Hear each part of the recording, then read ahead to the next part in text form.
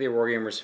Austin here, and so I'm going to start another series of vlogs here on our channel.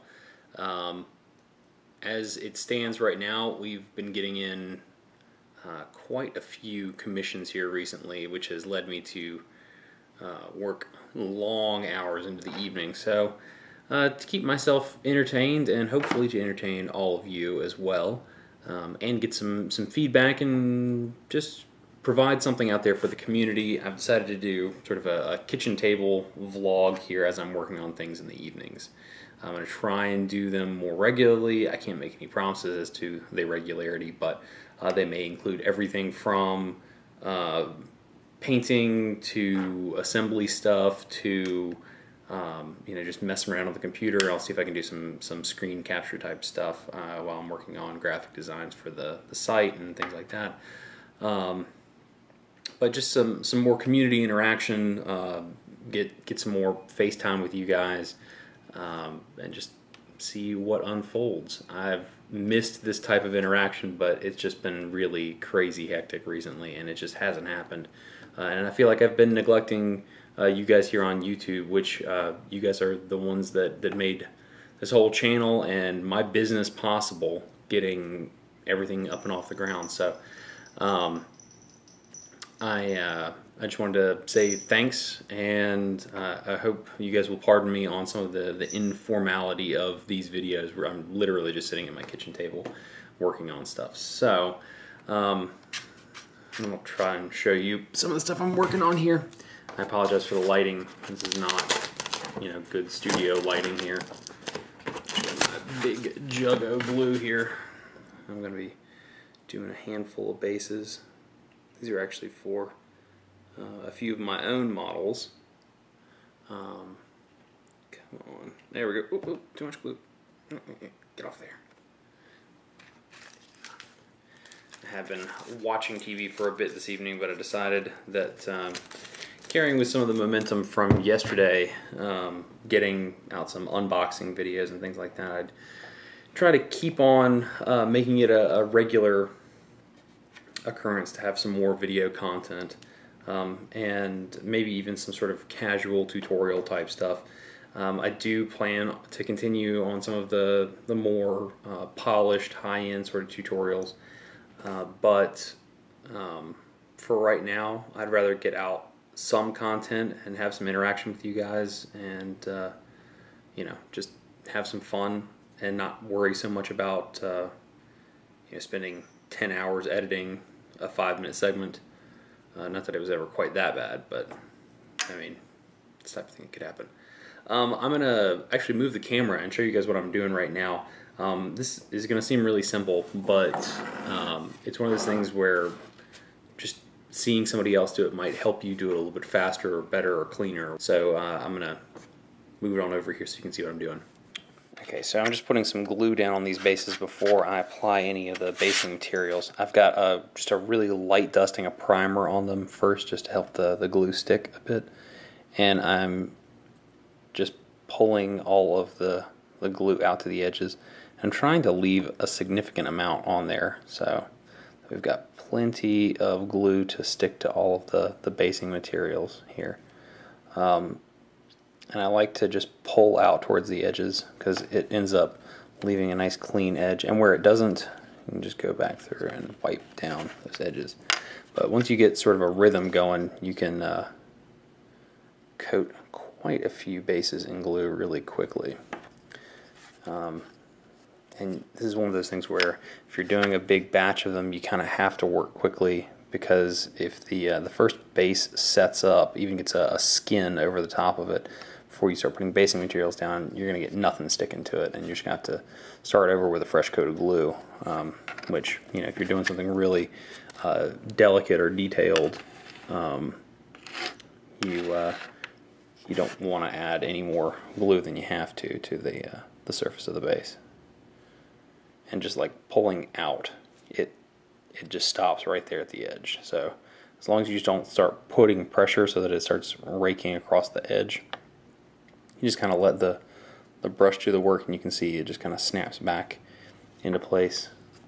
If you're really OCD about the edges, you can fiddle with them some more. But really, this is going to get you a nice clean edge for just standard tabletop quality minis, so long as you're not looking for anything crazy as far as scenic bases go.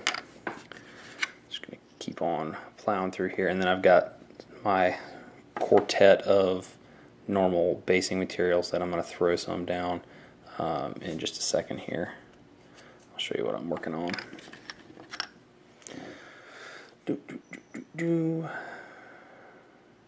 Something rather zen about this type of thing, especially, you know, once you get the hang of it and you're not really having to focus too much on it. It's kind of like knitting, I guess. I haven't ever really knit before, but I imagine it's kind of like this, where you're not really having to pay too close attention to what you're doing. You just kind of let your hands go and stuff happens.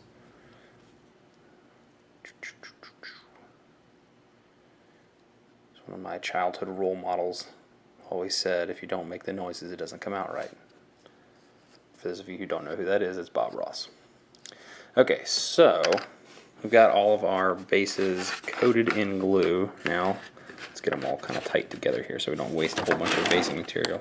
Move the camera now. Okay, and I'll wash that brush off in just a minute. The first thing we're going to do, we're going to start with our most coarse material, and this is just some like coarse ballast, and I'm going to put just a few little pebbles here and there all over these. Nothing. There we go. Okay, we're not trying to coat or anything, just trying to get some texture in there. I'm going to take normal playground sand next, and we'll sprinkle that over top of these. And the reason that we work from large grain to small grain is so that the small grain has an easier time working around the larger grain, and it ends up working out a lot easier. Your large grain stuff ends up getting buried and looking more natural, like it would if it was a real landscape. This is the point where I start trying to cover most of it. And this is a fine ballast, so it's not very coarse, it's not very gravelly, it looks a little more like dirt. It's still a bit big for scale dirt, but so you can see we got a mixture of grain types there. And our last one is going to be a little bit of baking soda here, and that's just going to fill in all the rest of the gaps. Let me get one that's actually on screen there. I find that I can apply this just by sort of pinching it between my fingers and rolling, and it'll drop it kind of in these little lines. And baking soda sometimes tends to do weird stuff to glue, especially wood glue. Kind of makes it gummy, but it will dry eventually, so just leave it overnight, it'll be fine. Honestly, you could probably leave it for a couple hours and it'll be fine. I'm going to go back and tap these down a little bit, just make sure that all of the materials get stuck down to the glue. That's pretty much it for actually doing the basing stuff. Up next, for those of you who saw some of the videos that we posted yesterday, or I don't know, I guess this video will go up probably Thursday sometime. The unboxing for some of these ogres. I'm going to start clipping these guys apart and getting some of this stuff cleaned up.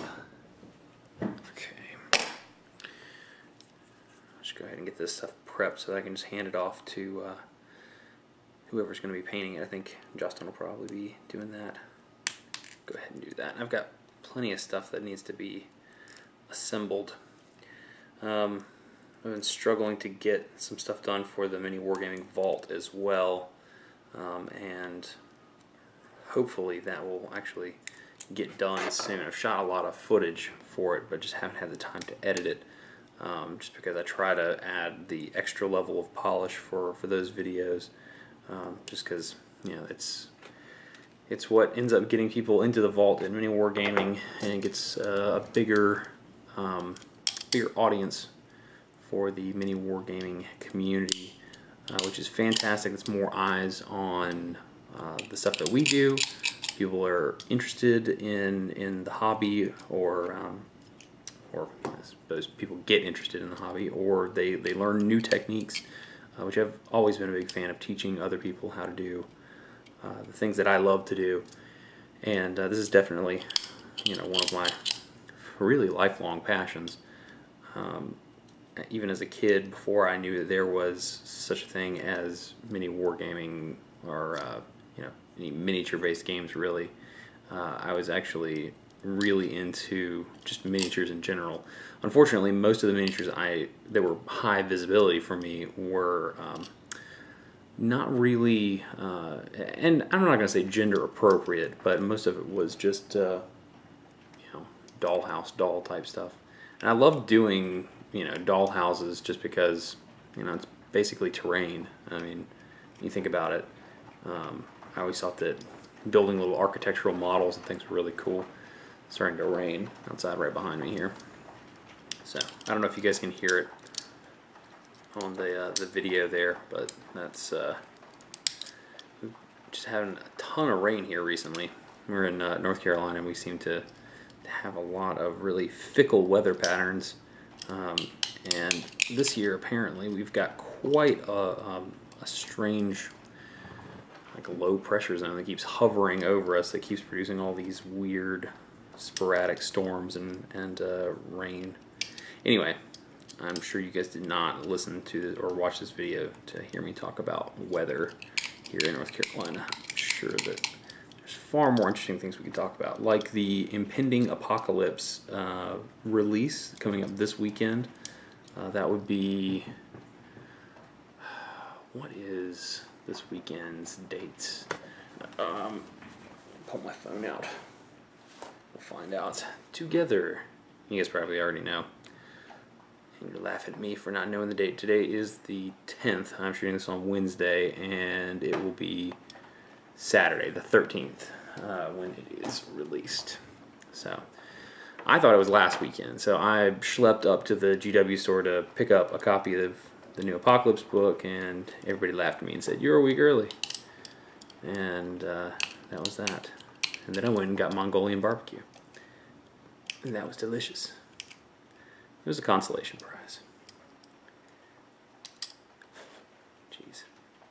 There's some pretty nasty mold lines on a few of these things here, especially on the pants, where there's a lot of creases here, but there's a pretty significant mold line that goes right through the middle of it. It's actually like a slight off, what's the word I'm looking for, misalignment in the mold, where you get a distinct wall of raised material. Now it's only like, probably a 64th of an inch, some such thing. I don't even know what that converts to in millimeters. I am shamefully entrenched in standard measurements here. I wish the US was in metric. It would make things so much easier. Problem is my brain still operates in inches and feet and whatnot.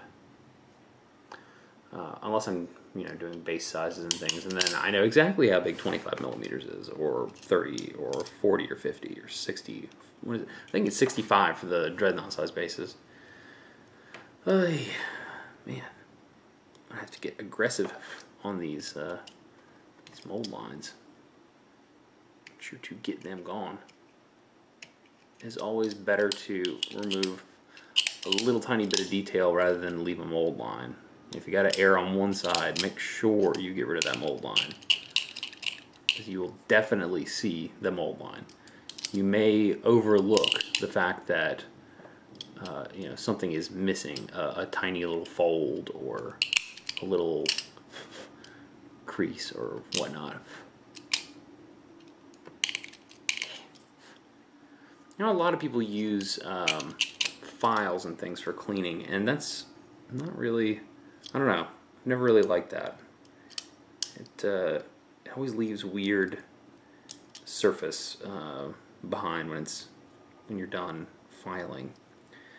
Let's see here, do we have any more crazy mold lines? Oh, we got one on the gut here. going in. Really excited about Dragon Con this year.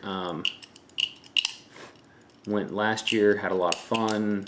I did a Kador Winter Guard costume, and this year I am going to go as Green Arrow from Injustice: Gods Among Us. So that version of the character is what we're doing. I've done some stuff with Contagious Costuming before, working with them on props, and they're actually going to be doing my costume this year, and I'm going to be doing my bow, which is actually looking like it's going to be frightfully expensive. Not really looking forward to that expense, but it'll be really fun to work on, and hopefully I'll get the opportunity to film some of it and share that process with you guys, because some of it will translate directly over to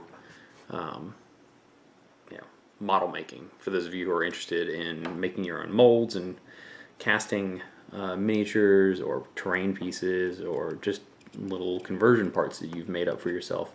You know, you make some custom heads or something, or custom parts that you want to fit on all of your Imperial Guard tanks or some such thing.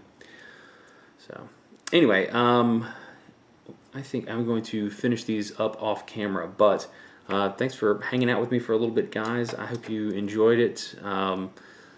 Leave me comments about what you like to hear me ramble about. If there's something that you guys have heard me mention before, my personal life, that you'd like to hear more about, or you just want me to address particular things I have some sort of expertise in that you guys know about, or even those that I don't. If you want me to just take a stab at something crazy, I'm usually pretty good at thinking on my feet. So anyway, I will catch you guys in the next video.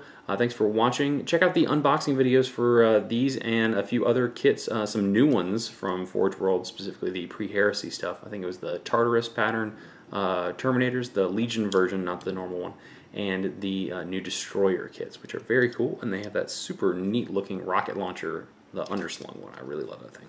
Anyway, I'll catch you guys later, and until next time, happy wargaming.